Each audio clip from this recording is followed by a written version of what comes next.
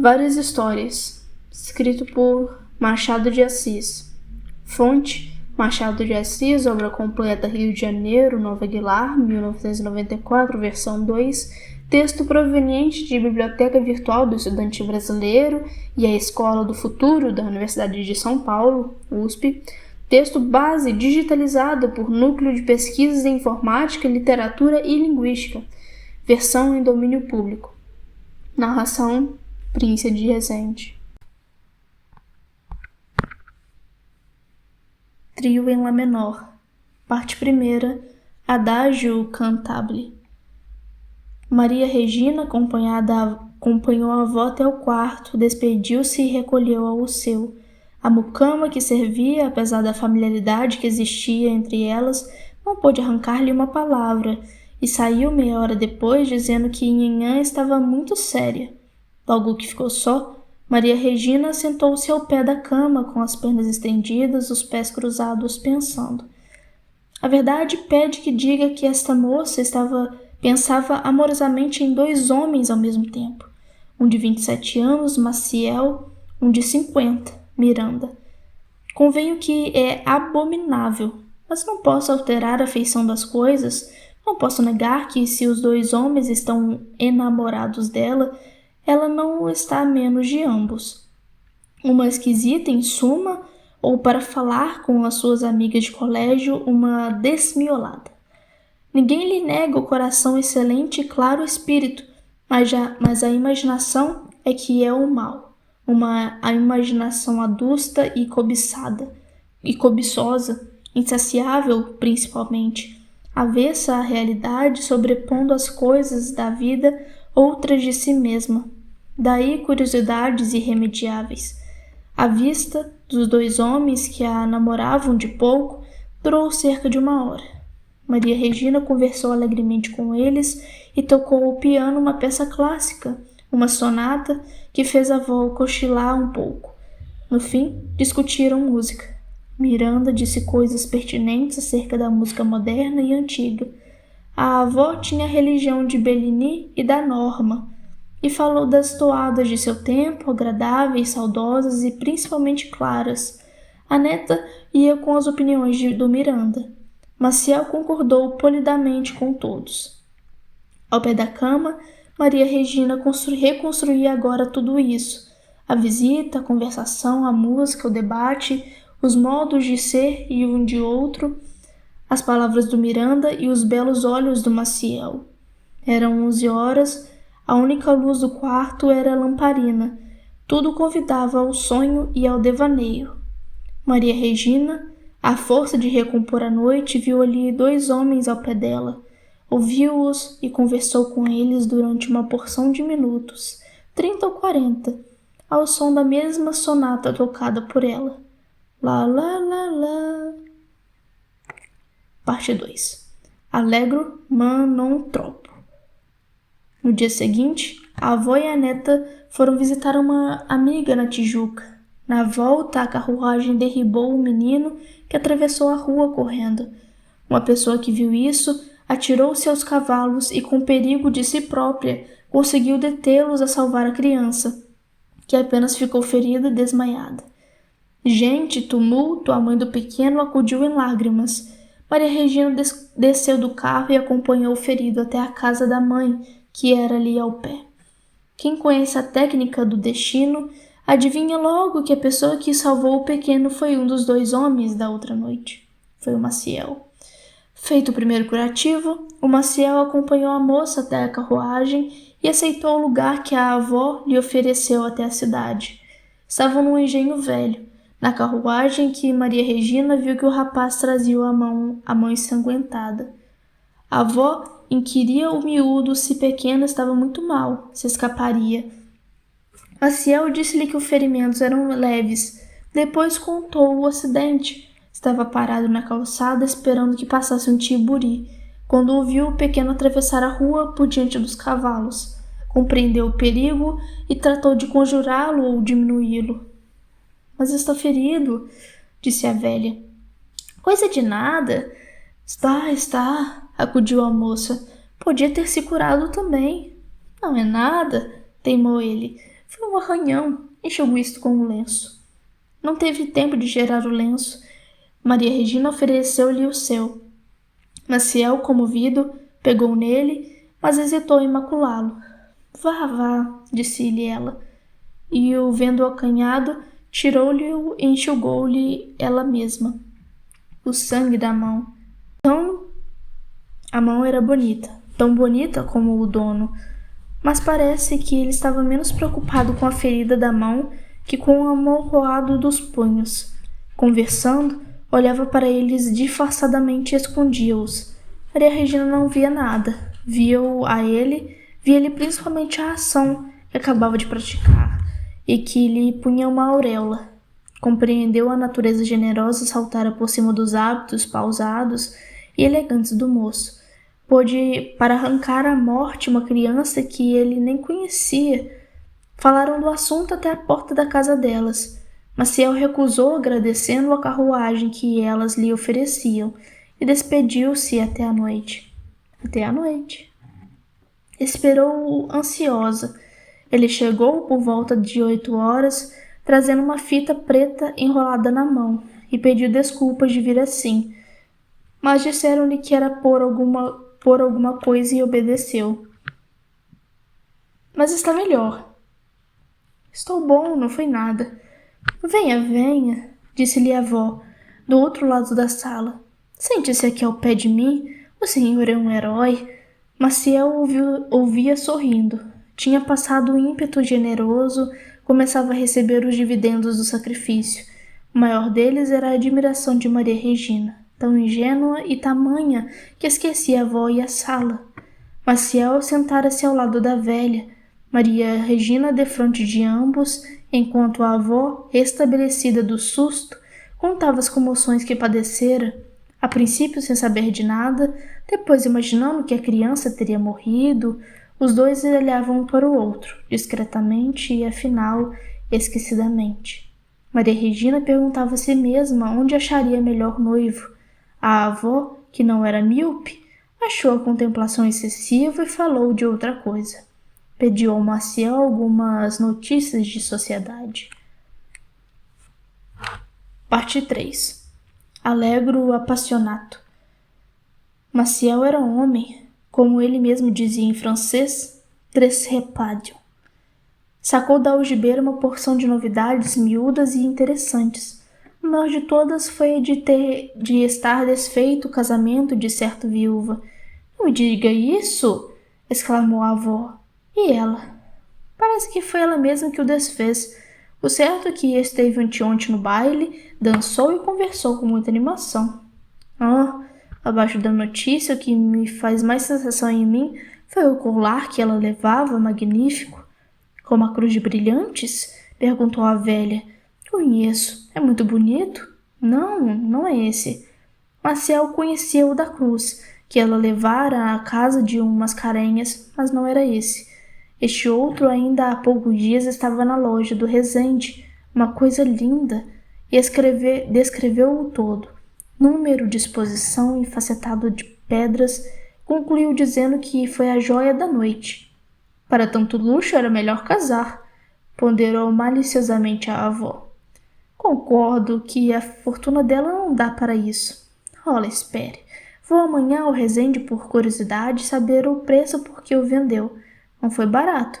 Não podia ser barato. Mas por que se desfez o casamento? Não pude saber, mas tenho de jantar sábado com o Venancinho Correia, e ele conta-me tudo. Sabe que ainda é parente dela? Bom rapaz, está inteiramente brigado com o barão. A avó não sabia da briga.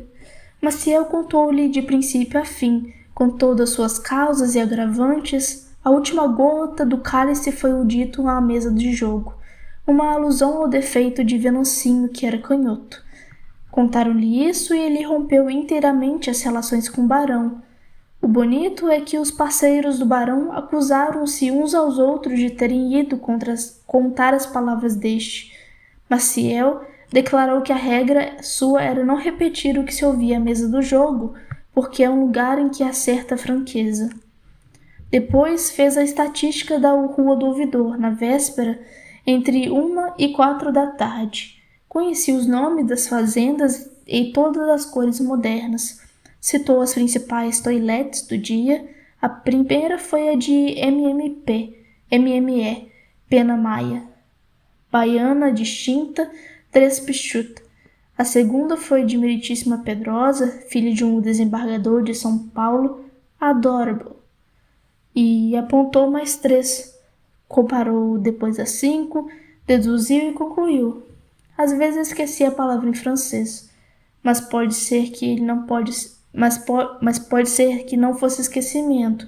Mas, propósito, conhecia bem a língua, exprimia-se com facilidade e formulara um dia este axioma etnológico, que aparecia em si em toda parte. De caminho, explicou um problema de Voltaire. A senhora tem 5 triunfos de espada e manilha. Tem reis, damas de copas. Maria Regina ia descambando da admiração do facho. Agarrava-se aqui e ali, contemplava a figura moça do Maciel. Recordava a bela ação daquele dia, mas ia sempre escorregando. O fachio não tardava a absorvê-la. Não havia remédio. Então recorreu a um singular expediente. Tentou de combinar 2 homens, o presente com o ausente, olhando para um e escutando o outro de memória. Recurso violento e doloroso, mas tão eficaz que ela pôde contemplar por algum tempo uma criatura perfeita e única. Nisto apareceu o outro, o próprio Miranda. Os 2 homens cumprimentaram-se friamente.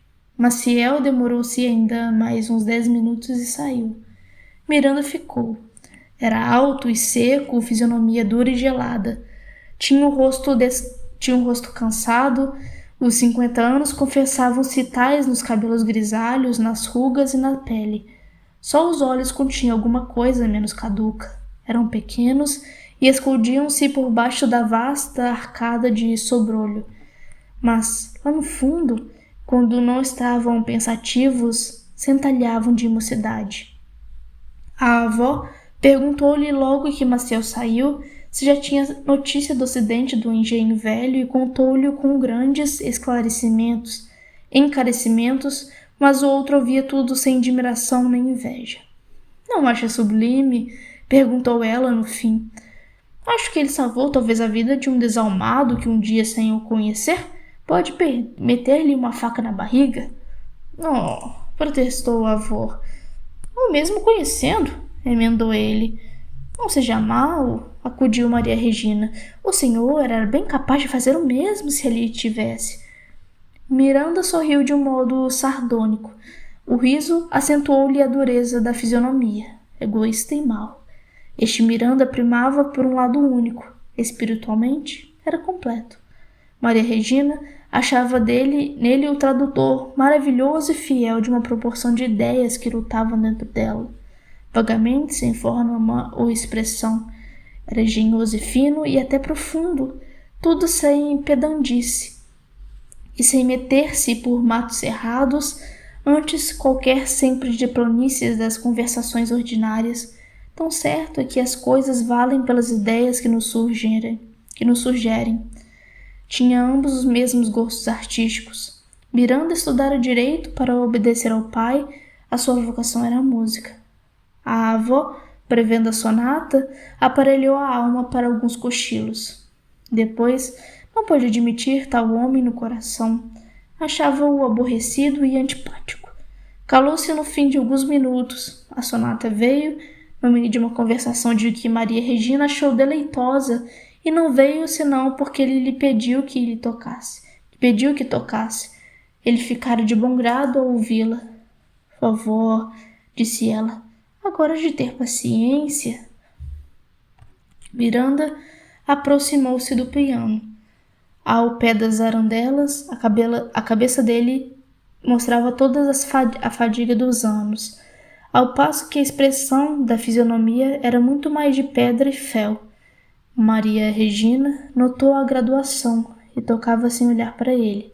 Difícil coisa, porque se ele falava, as palavras entravam-lhe tanto pela alma que a moça insensivelmente levantava os olhos. e dava logo com um velho ruim. Então é que se lembrava do Maciel, dos seus anos em flor, da fisionomia franca, meiga e boa, e afinal da ação daquele dia. A comparação tão cruel para o Miranda, como fora para Maciel, o cotejo de seus espíritos, e a moça recorreu ao mesmo expediente, completou um pelo outro, escutava este com um pensamento naquele, e a música ia ajudando na ficção, indecisa a princípio, mas logo viva e acabada. Assim, Titânica, ouvindo namorada antiga do tecelão, admirava-lhe as belas formas sem advertir que a cabeça era de burro. Parte 4. Minueto. 10, 20, 30 dias passaram depois daquela noite e ainda mais 20 depois, mais 30. Não há cronologia certa. É melhor ficar no vago. A situação era a mesma. Era a mesma insuficiência individual dos dois homens e o mesmo complemento ideal por parte dela daí um terceiro homem que ela não conhecia. Maciel e Miranda desconfiavam um do outro, detestavam-se a mais e mais e padeciam muito. Miranda, principalmente, que era a paixão da última hora, afinal acabaram aborrecendo a moça. Esta viu-os ir pouco a pouco. A esperança ainda os fez relapsos, mas todo morre, até a esperança, e eles saíram para nunca mais. As noites foram passando. Maria Regina compreendeu que estava acabado. A noite em que persuadiu bem disto foi uma das mais belas daquele ano. Clara, fresca, luminosa. Não havia lua, mas nossa amiga aborrecia a lua. Não se sabe por quê, ou porque brilha de empréstimo, ou porque toda a gente a admira, e pode ser por ambas as razões. Era uma das esquisitices. Agora outra.